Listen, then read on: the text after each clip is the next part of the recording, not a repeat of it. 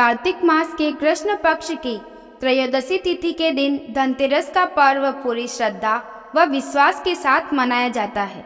धन्वंतरी के अलावा इस दिन देवी लक्ष्मी और धन के देवता कुबेर की भी पूजा करने की मान्यता है। धनतेरस को मनाने के पीछे धन्वंतरी के जन्म लेने की कथा के अलावा इसके बारे में एक दूसरी कहानी भी प्रचलित है। धनतेरस की पौराणिक कथा कहा जाता है कि एक समय भगवान विष्णु मृत्युलोक में विचरण करने के लिए आ रहे थे।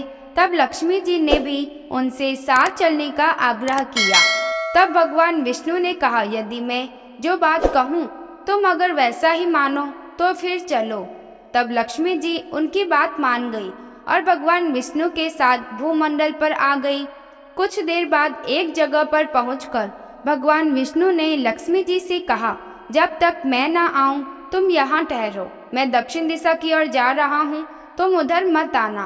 भगवान विष्णु के जाने पर माता लक्ष्मी के मन में कौतूहल जागा कि आखिर दक्षिण दिशा में ऐसा क्या रहस्य है जो मुझे मना किया गया है और भगवान स्वयं चले गए हैं। लक्ष्मी जी से रहा न गया और जैसे ही भगवान आगे बढ़े लक्ष्मी जी भी उनके पीछे पीछे चल पड़ी। कुछ ही आगे जाने पर उन्हें सरसों का एक खेत दिखाई दिया जिसमें बहुत सारे फूल लगे थे। सरसों की शोभा देखकर वह मंत्रमुग्ध हो गई और फूल तोड़कर अपना श्रृंगार करने के बाद आगे बढ़ी। आगे जाने पर एक गन्ने के खेत से लक्ष्मी जी गन्ने तोड़कर रस चूसने लगी।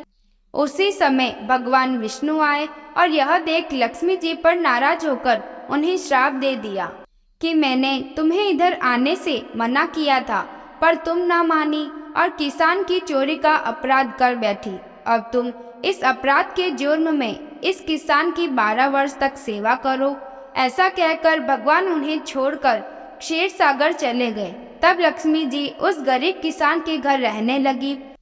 एक दिन लक्ष्मी जी ने उस किसान की पत्नी से कहा कि तुम स्नान कर पहले मेरी बनाई गई इस देवी लक्ष्मी का पूजन करो, फिर रसोई बनाओ, तब तुम जो मांगोगी मिल जाएगा। किसान की पत्नी ने ऐसा ही किया।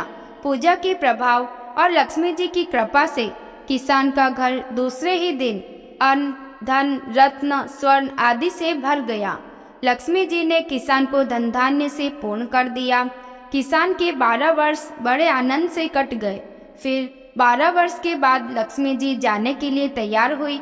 भगवान विष्णु लक्ष्मी जी को लेने आए तो किसान ने उन्हें भेजने से इनकार कर दिया। तब भगवान ने किसान से कहा, इन्हें कौन जाने देता है, यह तो चंचला है, कहीं नहीं ठहरती, इनको बड़े बड़े नहीं रोक सके। इनको मेरा श्राप था, इसलिए 12 वर्ष से ये तुम्हारी सेवा कर रही थी। तुम्हारी 12 वर्ष सेवा का समय पूरा हो चुका है। किसान हठपूर्वक बोला कि नहीं, अब मैं लक्ष्मी जी को नहीं जाने दूंगा।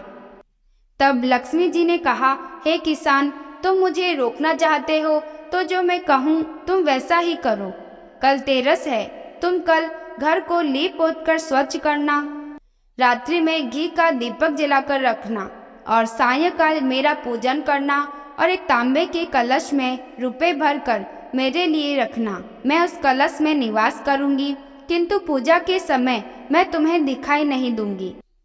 इस एक दिन की पूजा से वर्ष भर मैं तुम्हारे घर से नहीं जाऊंगी। यह कहकर वह दीपकों के प्रकाश के साथ 10 दिशाओं में फैल गई। अगले दिन किसान ने लक्ष्मी जी की कथा अनुसार पूजन किया। उसका घर धन धान्य से पूर्ण हो गया। इसी वजह से हर वर्ष तेरस के दिन लक्ष्मी जी की पूजा होने लगी। आपको यह कहानी कैसी लगी कमेंट करें। अगर अच्छी लगी है तो लाइक करें और इस चैनल को सब्सक्राइब करें। धन्यवाद।